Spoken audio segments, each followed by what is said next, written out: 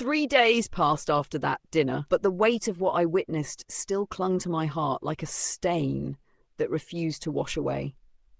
I tried to focus on my business, on paperwork, on phone calls, but every quiet moment pulled me back to that table. Patricia's cold eyes, her smirk, the fruit plate she pushed toward me as if I were a stray dog she pitied. I told myself to let it go, but God has a way of exposing hearts completely when we least expect it. That Friday, my son Michael called again. "Mom," he said, his voice low.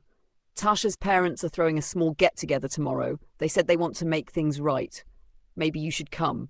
I hesitated. "Make things right? Or save face?" He sighed. "Please, Mom, I think Tasha spoke to them. She felt terrible about what happened."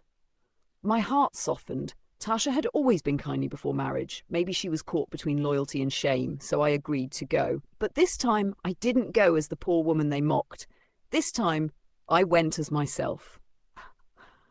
The next evening, I arrived at their house in my black Lincoln, the driver stepping out to open the door for me.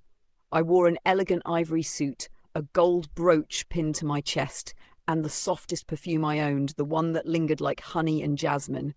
When I stepped out, the same neighbours who had pitied me days ago looked again, but this time their eyes widened in admiration. Funny how a little fabric and polish can flip the world's opinion. Patricia opened the door. For a moment she froze. "Angela?" "Yes, Patricia," I said with a calm smile. "I hope I'm not late." Her mouth parted slightly as her gaze ran over my outfit, the car, the chauffeur waiting outside. Then, like a switch, her whole face changed. "Oh no, not at all! Please, come in!" Her husband rushed forward, beaming like he'd just seen royalty. "Angela, so good to see you again. We were just talking about you." I smiled politely. "Is that so?" Tasha appeared, her face red with embarrassment. She mouthed, "I'm sorry," I nodded slightly. They had clearly prepared a feast this time. Wine, music, laughter, the kind of warmth that only appears when people think they have something to gain. "Please, sit here," Patricia said, guiding me to the best seat in the room. "You must try this wine, imported from Italy." I took a small sip, watching them with quiet amusement. The same woman who couldn't spare me dessert now fluttered around like a nervous hostess. Then came the moment I was waiting for. "So, Angela," her husband began, smiling broadly, "Michael told us you're into catering?" "Yes," I replied calmly, "for over 30 years now." "Oh, that's wonderful," Patricia chimed in. "Maybe you could cater one of our charity events sometime. We love supporting small businesses." I tilted my head. "Small business?" I said softly. "That's kind of you?" "But my company, Carter's Elite Events, usually caters for corporate galas and state dinners. You might have seen our name on the news last month." Their smiles froze. Patricia blinked. "That was your company?" "Yes," I said, setting my glass down gently. "It's been mine since I built it from scratch. We operate in 5 states now." Silence. You could hear a pin drop, then I continued. "You know, it's funny. When I came here the other day, I didn't look like a woman who owned anything at all. And the way you treated me showed me something far more valuable than money could buy." Patricia's face turned pale. "Angela, I didn't mean to." I held up a hand. "Please don't explain. You taught me a lesson, Patricia, a painful one, but a necessary one. You showed me how people's hearts truly work." Tasha started crying. "Mom, I'm so sorry. I should have stopped them. I was ashamed that day. Ashamed of them." Her father stammered. "We misjudged you, Angela. We're terribly sorry." I nodded slowly. "I forgave you long before this evening, but forgiveness doesn't erase truth. I came that day dressed in humility, and you clothed me with humiliation." The room was heavy with silence. I stood up. "Michael, Tasha, I love you both, but I won't be staying for dinner tonight. Some wounds aren't healed by food or flattery." As I walked toward the door, Patricia reached out. "Angela, please don't go like this. We'll make it up to you." I turned and looked at her, my voice steady. "You can't make up for the way you look down on people, Patricia. That's something you'll have to fix within yourself." Then I left. That night, as my car rolled through the quiet streets, I stared out the window at the lights of the city. I thought of my late husband, of how he used to tell me, "Ange, people's hearts are like mirrors. What they show you is a reflection of themselves, not of you." I had finally understood what he meant, but life, cruel as it is, wasn't done teaching me yet. A few months later, my son and Tasha moved into a new house. It was closer to her parents, but still within driving distance of me. I visited occasionally, though things always felt tense.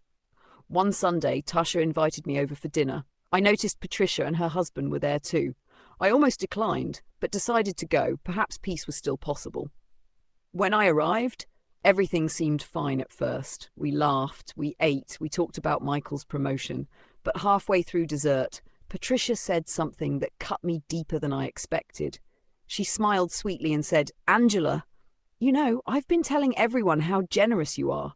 If not for you, my daughter wouldn't be living so comfortably. You're truly blessed."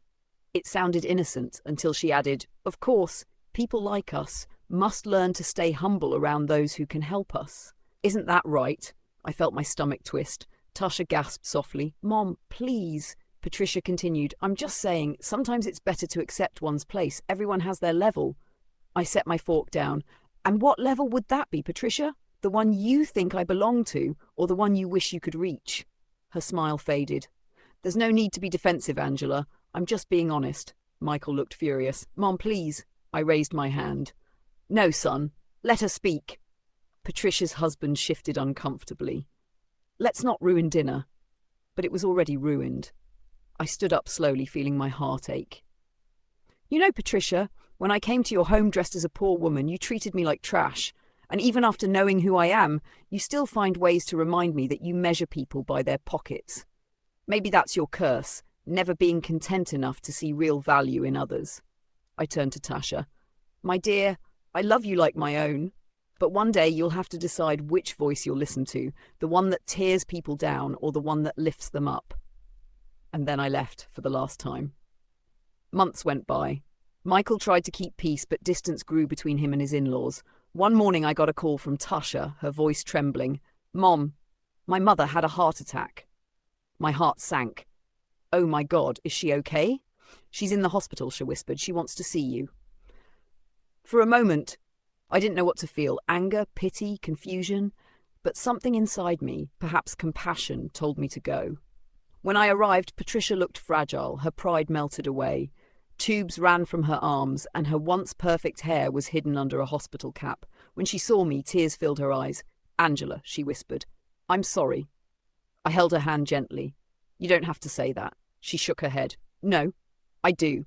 I've spent my whole life chasing the wrong kind of respect. I thought looking rich made me powerful, but I was empty.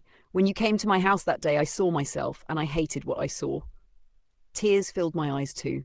"We all learn, Patricia. Some of us just learn later than others." She smiled faintly. "Promise me something, Angela. Don't let my daughter become like me." "I promise," I whispered. She passed away 2 days later. At her funeral, I watched people cry and whisper about how graceful she was, how elegant she always looked. None of them knew how broken she'd been inside. As I stood beside her coffin, I realized that life isn't about the image we show the world. It's about the kindness we leave behind. And though her end was tragic, maybe it wasn't all bad, because before she left, Patricia finally saw the truth. Now, whenever I walk past a stranger on the street, a woman in worn shoes, a man with tired eyes, I smile, because I know how it feels to be looked at and not seen. Wealth may open doors, but humility opens hearts. And that, my dear viewers, is the lesson I carried from that painful chapter of my life. Warm regards to my wonderful listeners. Thank you for watching and sharing this moment with me. Remember, never judge a person by their appearance. The richest hearts often hide behind the simplest clothes. If this story touched you, please subscribe, like, and share. I'll see you next time with another true life story that speaks to the soul. Until then, stay kind, stay humble, and take care of one another.